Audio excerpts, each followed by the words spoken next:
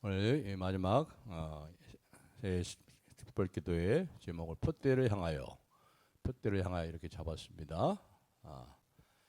표대라는 것은 목표를 말하는 거죠. 골을 말하는 표대를 향하여. 바울 사도의 삶은 다메섹에서 다마스커스를 가서 예수님을 믿는 사람을 잡아 죽이러 가는 그 도상에서 정오에 햇빛보다 더 밝은 빛에 이 바울을 만나주시고 거기서 새롭게 변화됐죠. 예수 그리스도를 만나고 그의 인생이 완전히 변화됐습니다. 그 후부터는 그의 삶은 목표를 세워놓고 그 목표대로 계속해서 전진해 나가는 선한 싸움을 싸운 그러한 삶을 살았습니다. 그래서 바울 사도가 그 목표를 세웠는데 오늘 본문에서는 표대를 향하여 이렇게 그렇게 부르고 있죠.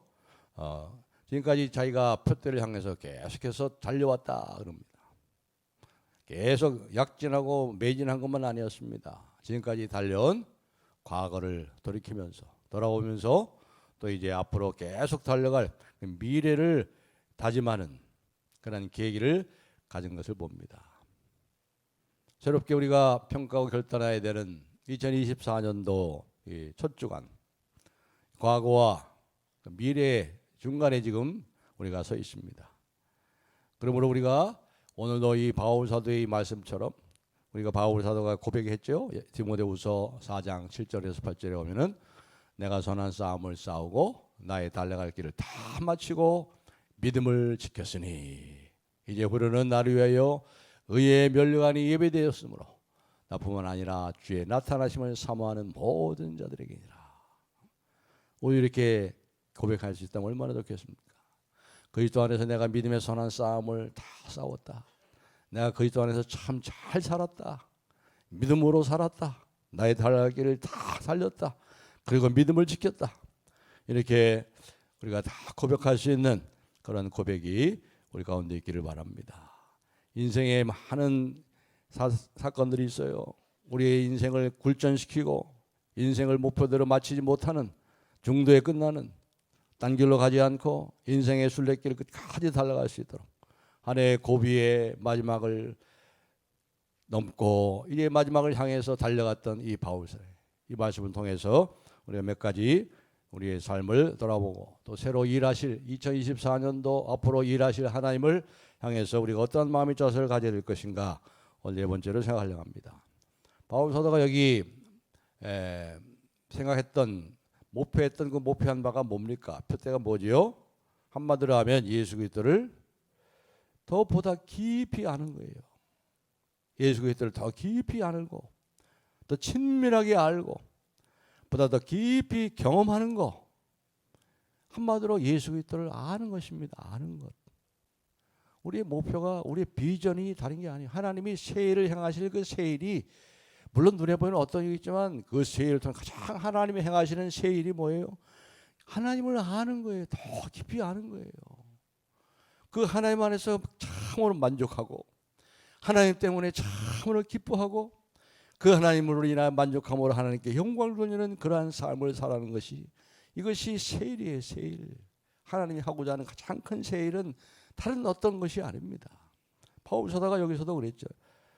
10절 1절부터 이제 10절 쭉 보시면 앞 3장에 그 앞에 우리가 보시면 예수 그리스도를 잘 알기 원하는 마음을 구구절절히 표현했어요.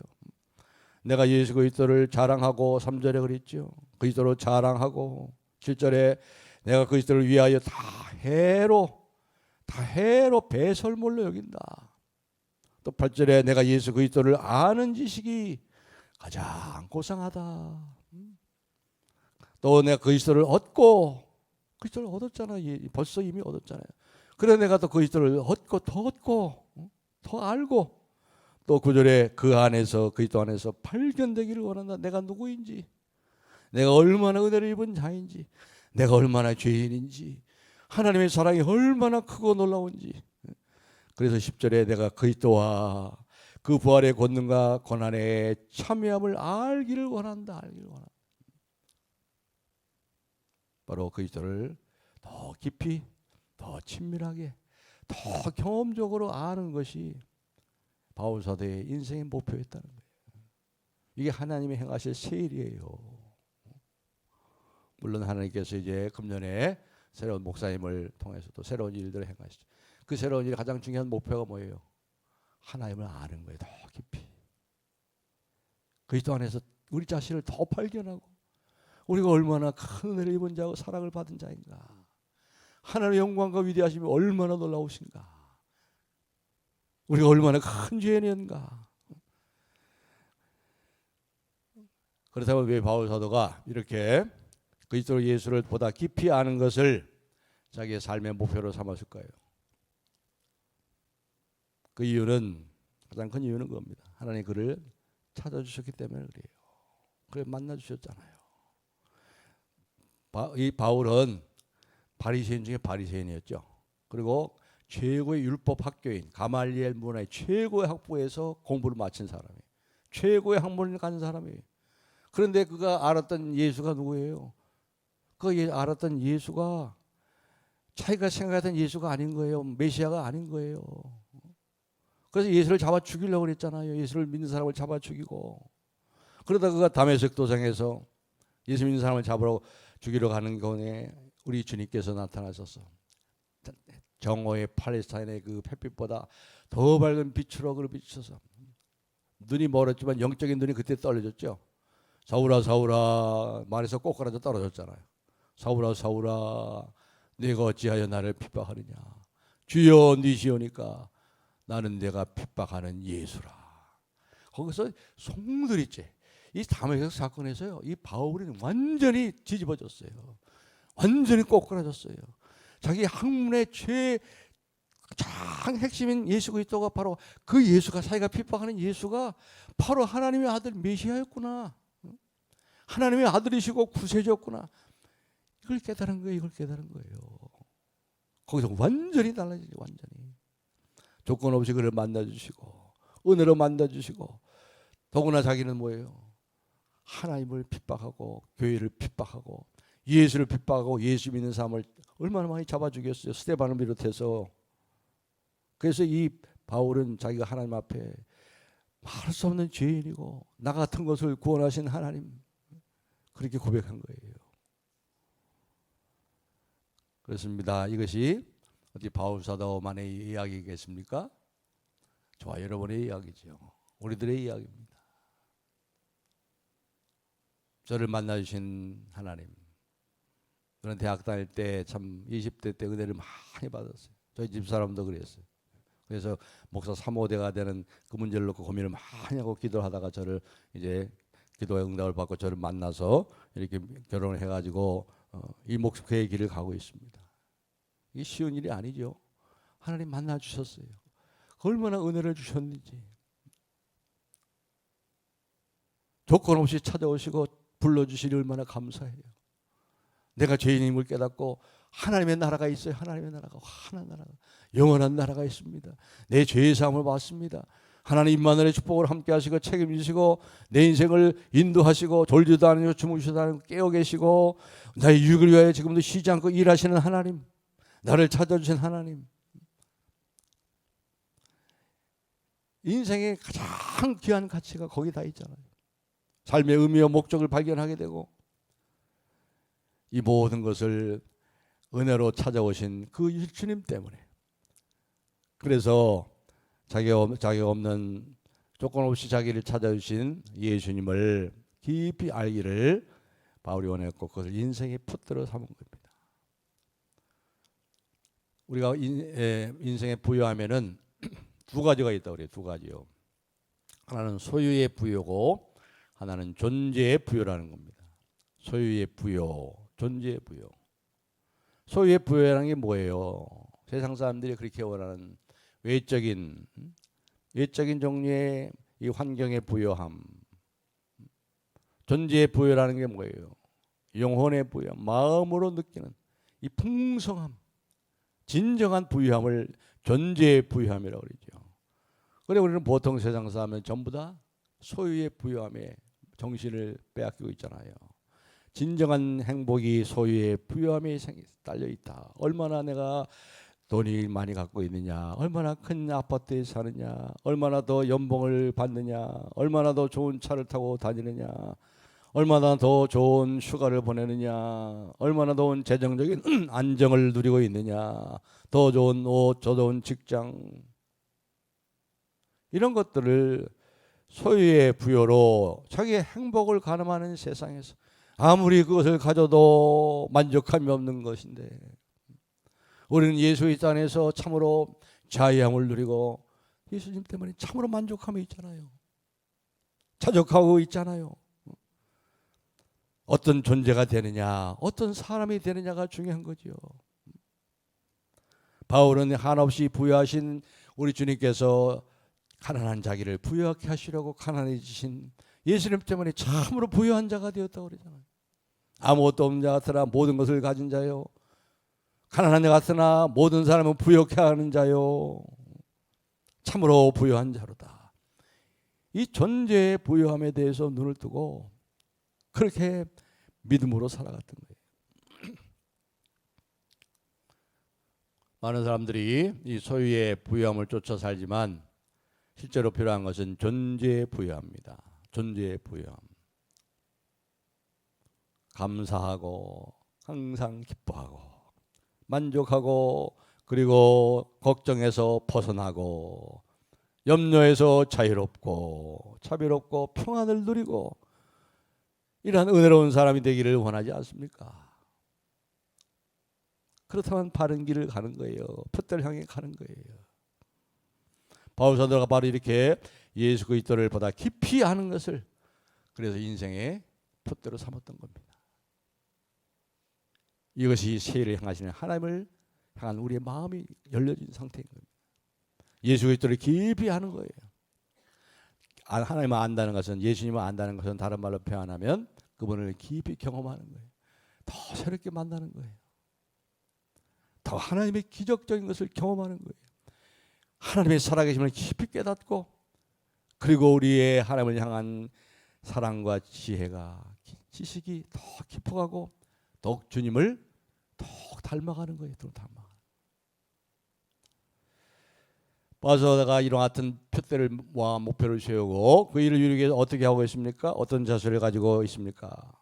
두 가지로 생각할 수 있겠습니다. 첫째는 지금 현재와 그리고 과거에 대한 관점에서 이 문제를 생각할 수 있어요. 첫 번째는 뭐라고 그랬습니까? 여기 12절을 보시면 내가 이미 얻었다 함도 아니요 온전히 이루었다 함도 아니라 그랬습니다. 다시 말하면 지금 내가 온전히 이루지 못했다는 거예요. 아직도 멀었다. 하나님의 은혜가 너무나도 크고 나는 거기에 하나님의 은혜에 아직도 많이 부족하고, 하나님은 그 은혜를 주시기를 간절히 원하시고 하는데 나는 아직 그 은혜를 충분히 받지 못하고 있다. 이것이 바로 현재의 바울 사도에 대한 이거 칼날 같은 진단이요 채찍인 것입니다. 바울이 그랬다면 저 여러분은 어떻겠어요? 바울이 그랬다면. 사실상 바울인 기독교 역사의 속에서 가장 예수님을 가까이 따랐던 사람입니다. 그렇죠? 바울 사도만큼 예수님을 가까이 따르는 사람이 없어요. 그래서 고린도전서 11장 1절에 보면 내가 그리스도를 본받는 것 같이 너희는 나를 본받는 자가 되라 그랬어요. 이렇게까지 말했습니다. 내가 그리스도를 본받는 자 된 것처럼 너희도 나를 본받는 자가 되라. 그 문맥에서 보면은 그리스도를 본받는다는 게 뭐냐면요, 내가 고난받는 그리스도를 본받아서 고난의 길을 감으로 고난받는 그리스도를 본받아 가는 것처럼 너희들도 나를 고난받는 그리스도를 따라가는 고난받는 나를 본받는 고난받는 길을 가라. 복음과 함께 고난을 받으라. 그것이 그 얘기예요. 바울처럼 복음 때문에, 예수 그리스도 때문에 다메섹 도상 이후의 사건 속에서 주님을 가장 가까이서 고난받고 사는 사람이 어디 있어요? 그리고 60세에는 도끼로 목이 잘려서 순교의 영광을 얻은 사람. 성경 신약 성경 27권 중에 13권을 기록했잖아요. 27권의 반이 되는 27권이요. 성경을 기록한다는 건 아무나 기록할 수 있는 게 아니죠, 여러분. 성경 기록하신 도구가 되려면 말이죠. 하나님과 깊이 교통해야 돼요.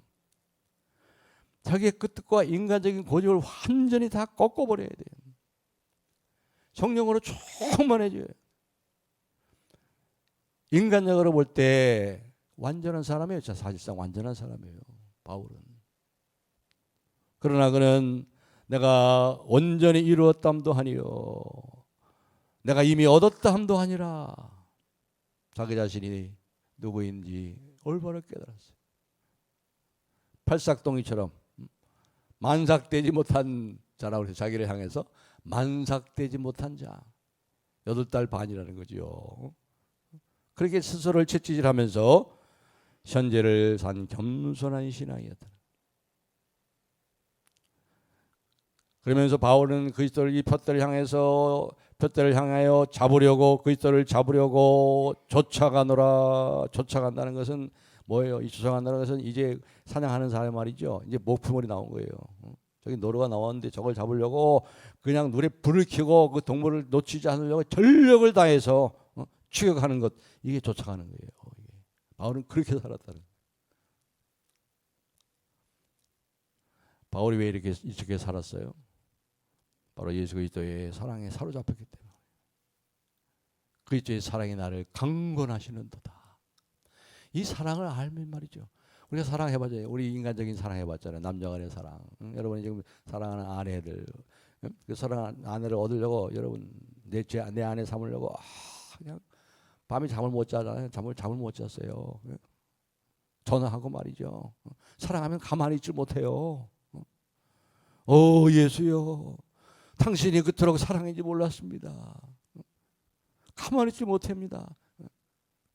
천국은 침노하는 자의 것이라고 했어요. 천국은 쳐들어가는 자의 것이라고 했어요. 이와 같은 마음이, 사랑이, 그리스도의 사랑이 자기의 가슴을 불을 붙게 하는 거예요.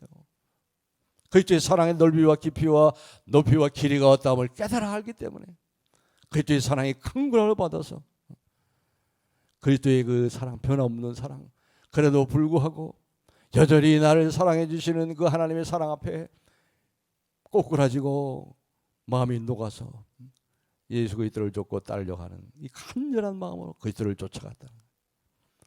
금년 안에도 우리 하나님의 사랑에, 이 사랑에 사로잡혀서 이 사랑 안에 깊이 머물러서 여러분이 주님의 사랑을 더 깊이 알고 그리스도를 더욱 쫓아가 푯대를 향해서 전진하기를 바랍니다. 그리고 이제 또 한 가지 생각할 것은요, 과거에 대한 자세. 과거에 대한 뭐라고 그랬습니까? 여기 보시면은 뒤에 것은 잊어버리고, 거기 말씀을 그렇게 얘기했죠. 13절에 보면은 형제야, 나는 아직 내가 잡은 줄로 여기지 아니 오직 한일이라는 것은 한 가지 일이죠. 한 가지 일. 오직 한 가지 일이 뭐냐? 한 가지는 뒤에 있는 것을 잊어버리고 앞에 있는 것을 잡으려고. 이 과거에 대한 가장 중요한 자세는 여기 보니까 잊어버리는 겁니다. 잊어버리는 거. 물론 우리가 역사를 기억해야 되죠. 그러면서 기억해야 돼요. 잊어버려라, 그러나 기억하라. 그랬죠? 그러나 여기서 잊어버린다는 것은 모든 기억들, 우리가 잘한 것이나 못한 것이나 모든 기억들을 떨쳐버리는 겁니다. 더 구체적으로 말씀드리면 여기 모든 것들을 잊어버린다는 것은 소극적으로 과거의 잘못들에 대해서 어떻게 합니까? 거기 더 이상 영향을 받지 않겠다는 거예요. 과거가 자꾸 발목을 잡아요. 과거에서 헤어나질 못해요. 과거로부터 자유하지 못해요. 우리는 뭐예요? 예수 그리스도 안에서 모든 죄를 다 용서받았어요. 우리 하나님은 잊어버리신다고 그랬어요. 기억도 하지 않는다고 그랬어요. 하나님이 기억하지도 않는다는데 왜 자꾸 우리는 기억합니까? 자꾸 왜 끄집어내가지고 그것 때문에 괴로워하고 고민하고 있습니까? 이미 다 용서받았으니 우리 주님이 다 잊어버리신다고 그랬잖아요. 기억도 안 하신다. 그러니까 우리가 더 이상 그 쓰라린 과거, 쓰라린 상처들을 더 이상 기억하고 있을 필요가 없어졌어요. 거기로부터 자유적으로 와야 되죠. 자유스러워.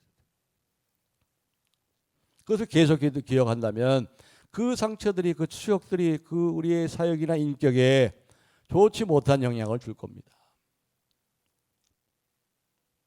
적극적으로도 그렇죠. 적극적으로 과거에 자기가 잘한 일, 그것을 잊어버리는 거예요. 과거에 얽매이지 않습니다. 바울처럼 많은 업적을 쌓은 사람이 어디 있어요? 바울처럼 많은 교회를 세운 사람이 어디 있으며, 바울처럼 위대한 그리스도 안에서 업적을 세운 사람이 어디 있어요? 그런데 그 업적을 다 잊어버리려 했어요. 다 잊어버려요. 내가 한 것이 아니요 하나님의 은혜로다. 다 잊어버린다고 해도 그 업적은 없어지지는 않습니다. 없어지지 않죠. 주님은 기억하시죠. 그러나 바울은 다 잊어버렸어요. 나의 나 된 것은 하나님의 은혜로 된 것입니다. 아무도 자랑할 것이 없습니다. 이 벌레 같은 나를 구원해 주시고 핍박자의 회방자인 나를 통해서 하나님이 이루신 하나님의 은혜요 사랑입니다. 바울이 훈련시킨 사람이 얼마나 많아요? 디모데를 비롯해서 빌레몬과 오네시모 얼마나 많습니까? 동역자들, 또 로마서 끝에 보면 얼마나 많은 사람들이 나옵니까? 동역자들. 그 모든 업적은 위대한 업적입니다. 그러나 바울 사도는 그것을 기억하고 자랑하고 해서 전진하는 것을 중단하는 어리석은 짓을 범하지 않았어요. 성경에서 잊어버린다는 것은 더 이상 거기에 얽매이지 않고 감동을 받지 않고 영향을 받지 않고 거기로부터 자유로워진다. 그러니까 잘한 것이나 잘못한 것이나 여러분 다 거기로부터 이제 단절하시고 영향을 더 이상 받지 마시고 새롭게 2024년 새롭게 시작하세요. 새 일을 행하실 하나님과 함께 미래를 바라고 과거의 영향력을 끊어버리고, 우리가 과거를 바꿔놓을 수는 없지만 과거의 의미를 바꿔놓을 수 있는 거예요. 그렇죠? 이래 할 때 어떻게 됩니까? 바울 사도는 미래를 향해서 전진해 나갈 수 있는 거예요. 여기 말씀 가운데 14절 표대를 향하여 그리스도 예수 안에서 하나님이 위에서 부르신 부름의 상을 위하여 달려가노라. 금년 한 해도 여러분 우리의 이 존재의 부유함을 위해서 하나님을 깊이 알고, 은혜가 떨어지면 하나님을 생각해서 별로 감동이 없어요. 근데 하나님 은혜를 주시면요, 너무 하나님 때문에 너무 그냥 가슴이 뜨거워지고요, 환하게 열리고 천국이 열리고 하나님이 보이고 그 하나님을 누리게 돼요. 하나님을 보아요. 하나님을 충만해져요. 그 위대하신 하나님이 있는 그대로 보고 부활의 능력을 체험하고 죽음 환난 중에서도 즐거워하는 믿음의 비밀을 갖게 되고 말이죠. 새해를 향하실 하나님을 기대하고 정말 하나님을 전적으로 의지하는, 하나님과 하나 되는, 내가 그리스도 안에, 그리스도께서 내 안에, 놀라운 이 삶이 우리에게 예배되어 있어요. 천국을, 이 땅에 내려온 천국을요 우리가 풍성히 누리고 사는 거예요. 이 세상에 살지만 딴 세상을 사는 사람처럼 살아요. 이 세상에 얽매이지 않고 천국을 가져오셨잖아요. 천국을, 주님과 함께 천국을 산다고요. 이러한 믿음의 세계가 우리 앞에 펼쳐져 있어요. 금년 한 해 우리가 이와 같이 바울사도처럼 표대를 향해서 더 전진하시고 예수님을 더 깊이 알고 더 깊이 경험하고 더 깊이 사랑하고 그 사랑 안에 풍성히 거하고 하나님의 기적들을 경험해서 하나님의 하나님 되심을 더 깊이 맛보고 경험하고, 그리고 과거를 2023년도까지 과거에 우리 서울 남북의 50년 역사 중에 좋은 일도 많았지만 별로 좋지 않은 일도 많잖아요. 기울어진 운동장 같이 모든 교회 그렇죠. 7교회 요한계시록 7교회 보면 칭찬받은 교회는 빌라델피아 교회 한 교회밖에 없어요. 6교회는 다 책망을 받았고, 기울어진 운동장 같은 이 세상의 교회는 그래요. 그러니까 50년 생활에 있는 것을 다 잊어버리시고 이제는 새롭게 여러분 우리에게 새로운 기회를 주셨죠. 저에게도 새로운 기회를 주세요. 또 새로운 목사님이 오실 거예요. 그 새 일을 행하시는 하나님을 통해서 우리가 하나님이 행하시는 가장 큰 새 일이 뭐냐? 예수 그리스도를 더 깊이 아는 것입니다. 그렇게 전진을 하시고 과거를 잊어버리고 50년의 모든 돌아온 이 슬프고 아픈 역사들 다 잊어버리시고 새롭게 전진하고 또 전진해서 더욱더 풍성한 하나님을 만나고 경험하는 놀라운 하나님의 축복의 새해가 되기를 예수님의 이름으로 축복합니다.